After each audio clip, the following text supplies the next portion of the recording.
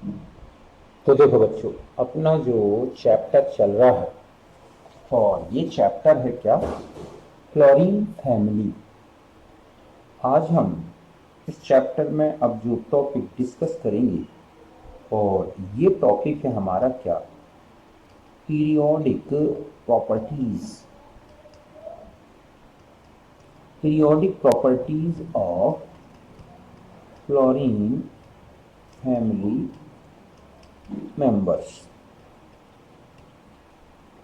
ठीक है, कि जो फ्लोरीन फैमिली मेंबर्स हैं उनकी पीरियोडिक प्रॉपर्टीज और उनकी पीरियोडिसिटी क्या है।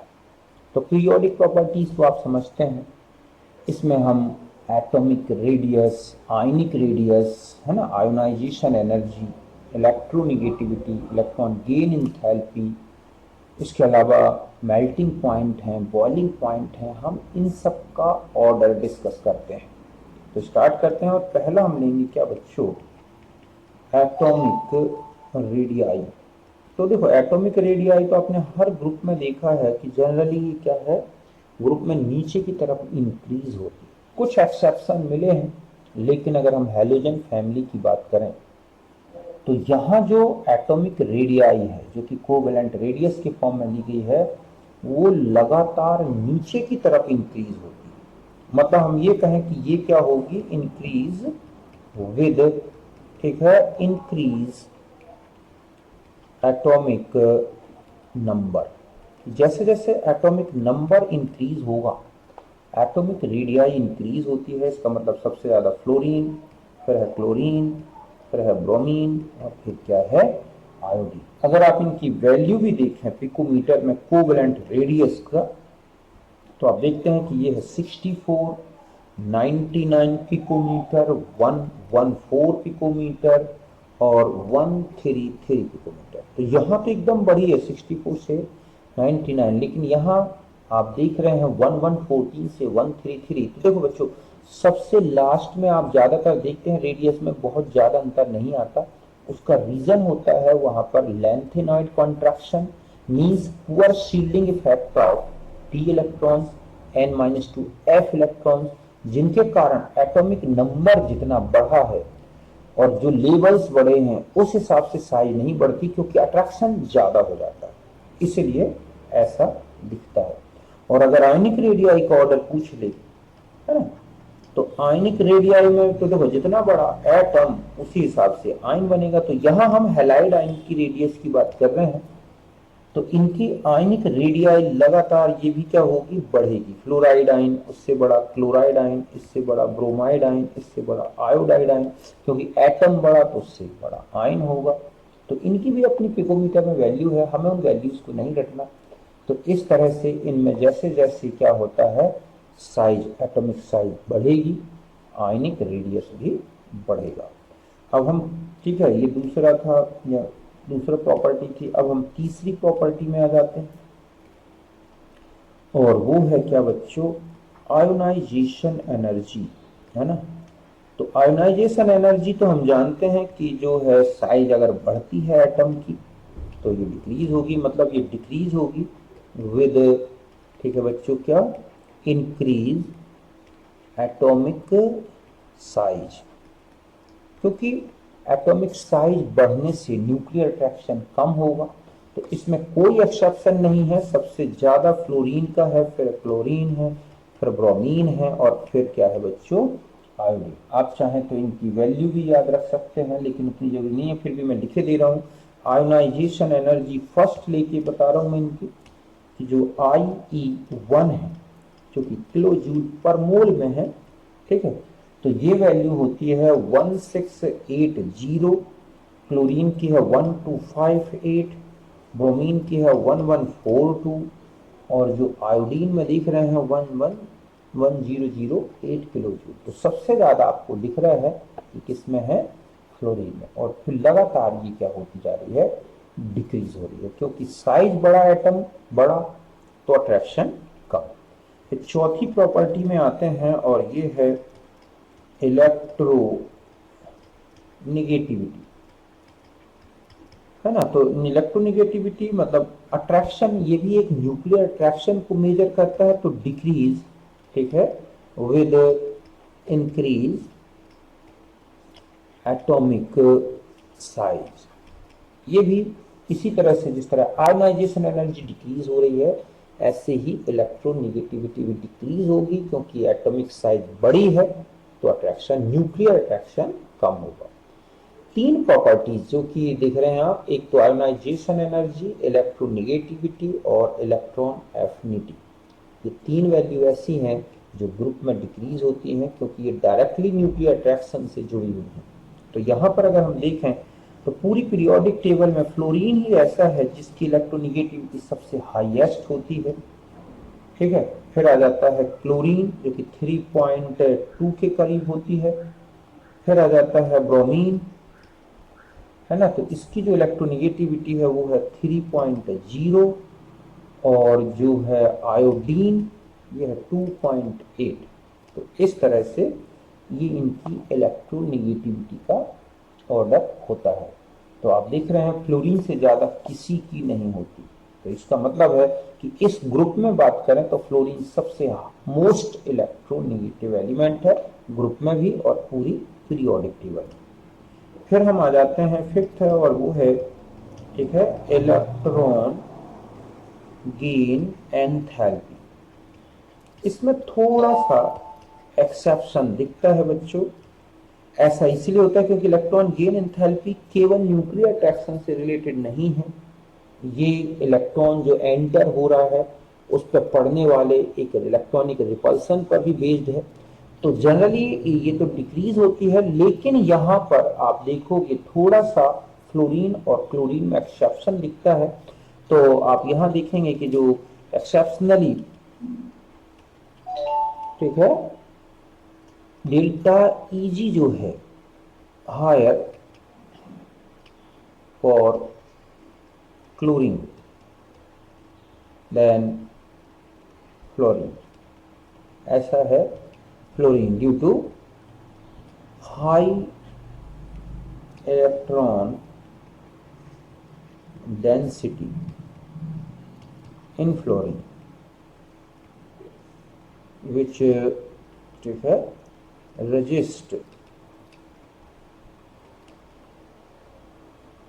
resist entering of electron,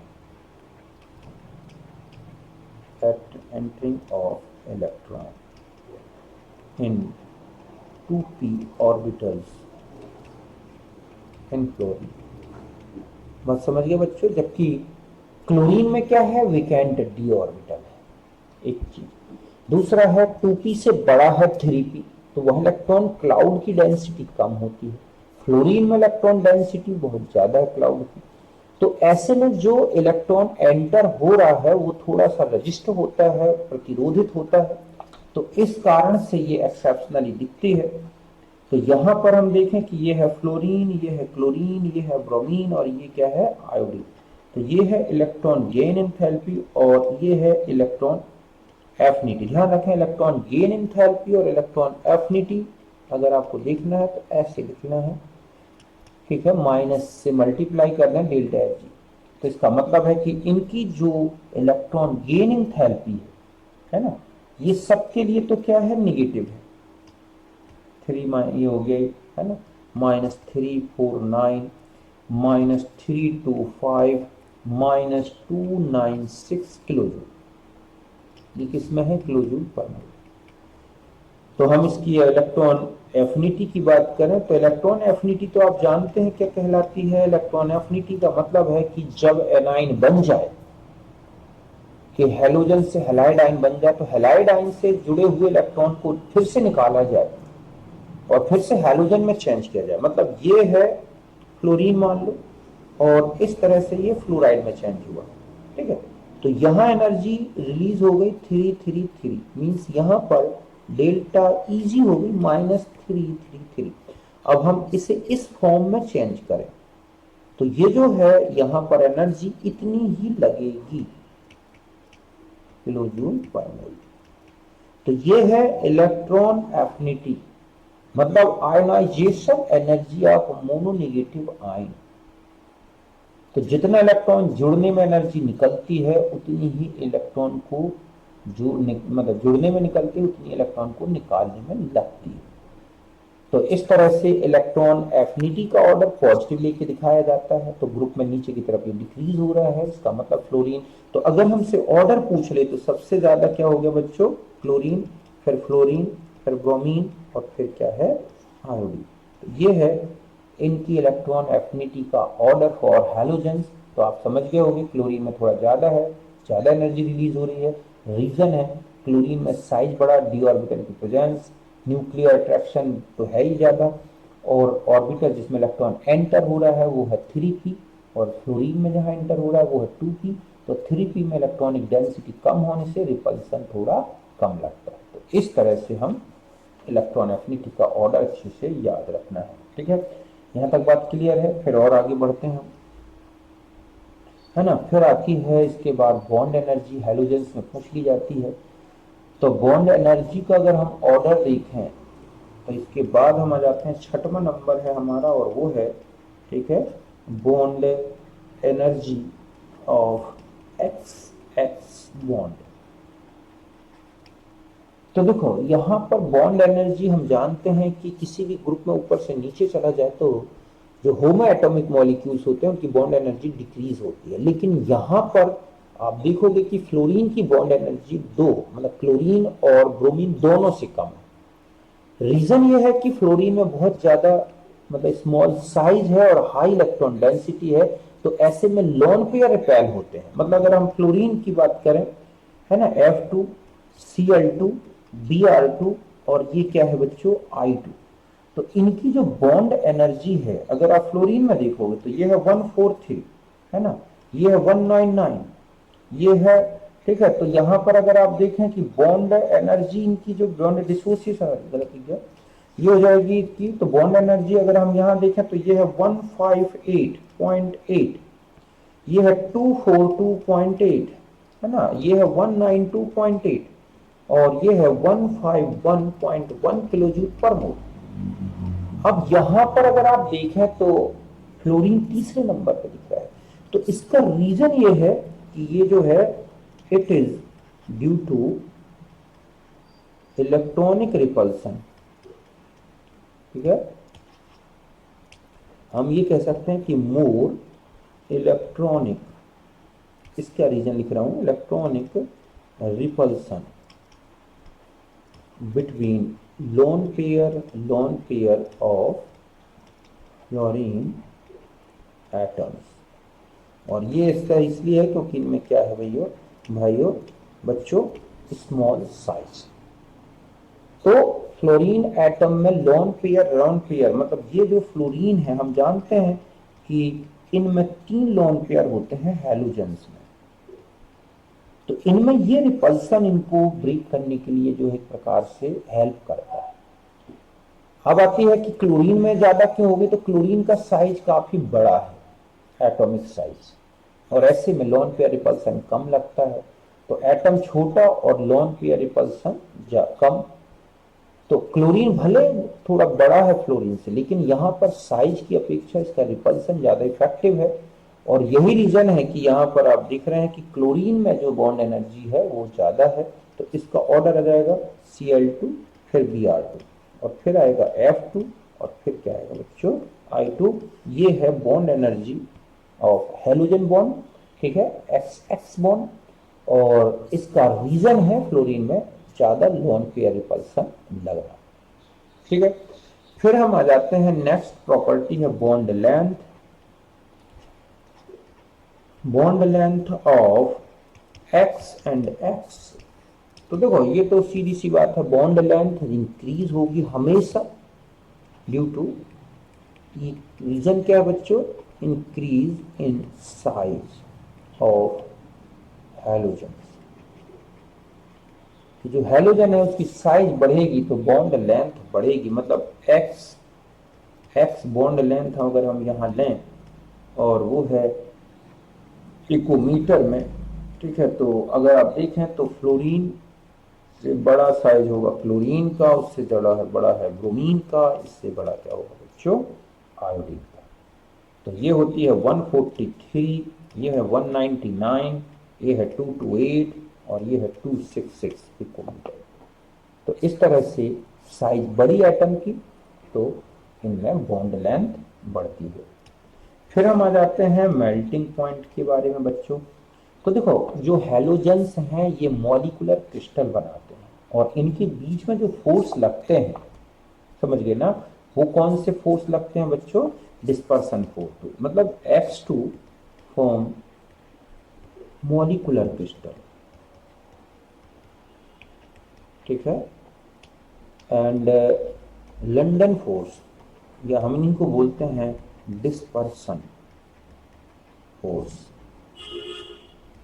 exist between, ठीक है, molecules of halogen. Therefore melting point की बात करें या बॉइलिंग पॉइंट की बात करें, ठीक है, low low for halogens and both are, ठीक है, बोथ मतलब है melting point and boiling point, ठीक है, both are increases with increase, ठीक है, size of halogen due to increase London forces.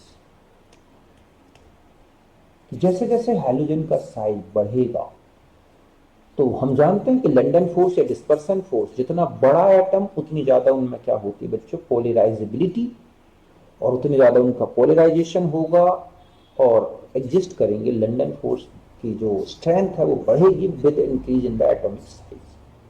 So that अगर हम इनका order of melting and boiling point का देखें तो ये बता दूं कि दोनों लगातार इंक्रीज होंगे, क्योंकि ये साइज से रिलेटेड है। तो ये इस तरह से आप देखेंगे कि आप ये गैस हैं, आप जानते हैं दोनों गैस होते हैं, है ना? ये लिक्विड होता है और आप जानते हैं कि ये क्या होता है बच्चों? Volatile solid. तो इसलिए अगर इनकी मेल्टिंग पॉइंट और बॉइलिंग पॉइंट की बात करें तो melting point and boiling point दोनों जो है लगातार क्या होंगे बच्चों? इंक्रीज होते हैं, ठीक है। तो इस तरह से आपको इनकी पीरियोडिसिटी मैन याद रखनी है, जो कि तो इस तरह से आपने देखा मेल्टिंग पॉइंट हो गया, है ना। एक और बता दूं, एक प्रॉपर्टी और काम की है और वो है हाइड्रेशन एनर्जी। हाइड्रेशन एनर्जी, ठीक है। तो यहां पर अगर हम हैलाइड आयन की हाइड्रेशन एनर्जी देखें तो fluoride ion, chloride ion, bromide ion और आयोडाइड आयन, तो सबसे ज्यादा जो है किलो जूल पर मोल में अगर हम देखें, ठीक है, तो ये वैल्यू होती है 515, ठीक है, 381, 347 और 305। तो ये ऑर्डर है। हाँ बेटा, अच्छा, तो 2 मिनट बताता हूँ ना।